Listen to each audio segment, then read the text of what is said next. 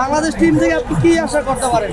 এই রমজা খাইয়া তাও ভালো ভাই, বাংলাদেশ টিম নিয়ে কিছু বলার নাই।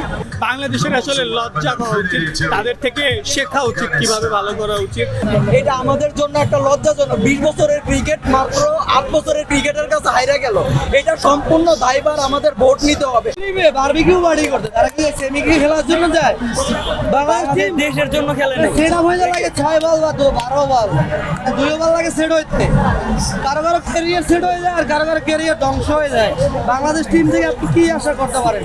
এই রমজা খাইয়া তাও ভালো ভাই, বাংলাদেশ টিম নিয়ে কিছু বলার নাই। আমাদের মনে হচ্ছিল যে বাংলাদেশ তার মানে একটা দেশের রিপ্রেজেন্টেশন করতেছে, আমাদের এটা মনে হয় না। মনে হচ্ছিল যে ওই যে আবহাওয়াতে খেলে, দেশের ঘরোয়া ক্রিকেট খেলে, ওইটাই খেলতেছে। মনে হইতেছে না ওরা একটা দেশের জন্য খেলতেছে। ওরা যদি একটা দেশের জন্য খেলতো এই ক্রিকেটটা কখনো খেলতো না। মাহমুদুল্লাহ ওই টাইমে নাইমা ওরা ওকে ক্রিকেট খেলতে নামছে নাকি ম্যাচ? আমার মনে হচ্ছিল ও সেমিফাইনালের জন্য খেলে নাই, ও মনে হচ্ছিল যে ও ম্যাচ সম্মান বাঁচানোর জন্য খেলতেছে। এটা কোনো ক্রিকেট না ভাই, আমরা এই ক্রিকেট দেখতে আসি না। বাংলাদেশের সাপোর্টাররা এই ক্রিকেট দেখতে আসে না। এটা আমাদের জন্য একটা লজ্জাজনক। 20 বছরের ক্রিকেট মাত্র 8 বছরের ক্রিকেটের কাছে হাইরা গেল। এটা সম্পূর্ণ দায়ভার আমাদের ভোট নিতে হবে। আর সব থেকে বড় দায়ভার নিতে হবে সাকিব আল হাসানকে। ওনাকে আমি মনে করি আর দলে ওনার প্রয়োজন আছে বিধার মনে করি না। উনি না পারলো ব্যাটিংয়ে, না পারলো বোলিংয়ে, ওনার তো কোনো দলের প্রয়োজন নাই। আমি মনে করি উনি দল থেকে চলে যাক, এটাই আমি বেরিটার মনে করি। এখন নতুনদের জায়গা করে দেখ, নতুন আগে কিছু করবো।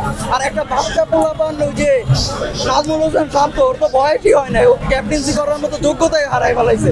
যে যেখানে মেহেদী হাসান মিরাজের মতো প্লেয়াররে বাদ দিয়ে ওনারা আনা হয়েছে, ওইখানে বাংলাদেশ টিম যে এটা করবে এটাই অনেক দূর। যে ওরা দ্বিতীয় রাউন্ডে আসতে পারছে, আলহামদুলিল্লাহ, এটাই অনেক দূর। হতাশ আর কি, তবে ভালো লাগছে আফগানিস্তানের মতো দল তারা বিশ্বকাপে কোয়ালিফাই করলো সেমিফাইনালে। এটা আসলে ভালো জায়গা থেকে, যারা চেষ্টা করে, যারা শিখতে চায় তাদের জন্য ভালো জায়গা। আফগানিস্তান আসলে ডিজার্ভিং সেমিফাইনাল খেলার জন্য।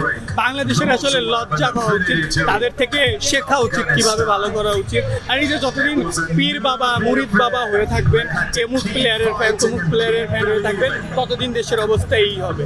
যেদিন দেশ হিসাবে খেলতে পারবেন, দল হিসাবে খেলতে পারবেন। আফগানিস্তান কিন্তু আশা ছাড়েনি। তারা কিন্তু একটা পর্যায়ে এমন হয়েছিল যে বাংলাদেশ কোয়ালিফাই করছে না কিন্তু জিততেছে, মানে অস্ট্রেলিয়া কোয়ালিফাই হচ্ছে। আফগানিস্তান কিন্তু আশা ছাড়েনি, আফগানিস্তান কিন্তু চেষ্টা করেছে, আফগানিস্তান ট্রাই করেছে, তারা শেষ অবধি খেলেছে।